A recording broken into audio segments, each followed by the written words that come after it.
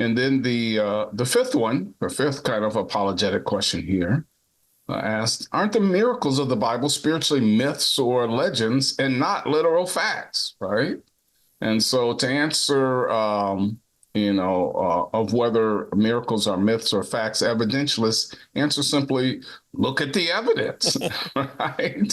They agree that it is reasonable to be somewhat skeptical of miracle claims, but they insist that though that is, it's unreasonable to decide that no amount of evidence could ever warrant belief that a miracle has occurred, right?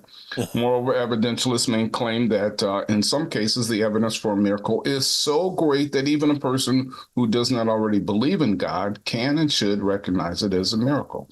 And thus, they think the evidence for miracles can provide rational grounds for belief in God's existence. So not only do they use, miracles, they suggest that they can be true, but indeed they argue that they can even give us grounds for belief in God. And again, they would say this is what the New Testament authors were doing, right? Why should we believe that Jesus is who he claims he is? Well, he rose from the dead. There's the miracle, right? And so that's kind of the approach that the evidentialists take. If you're looking for a good presentation on miracles from an evidentialist, a friend of the show, Tim McGrew, has a number of lectures online that kind of deal with that. So that's definitely a good resource to seek out and find.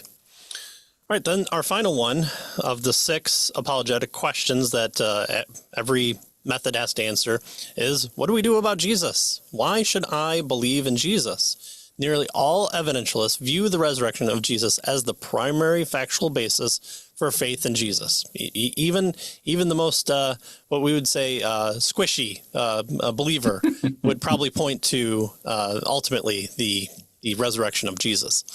It is Jesus' resurrection that vindicates his claim to be the Messiah, the Son of God, and that also reveals his death to have been a redemptive sacrifice for sins.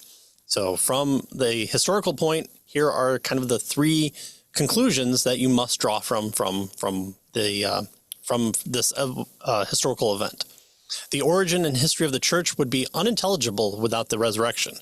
Where did the church pop up from? Why are all these people going to their death? Why are the people in the streets? Why are they going against the might of Rome? Well, it doesn't make sense where the church came from without the resurrection.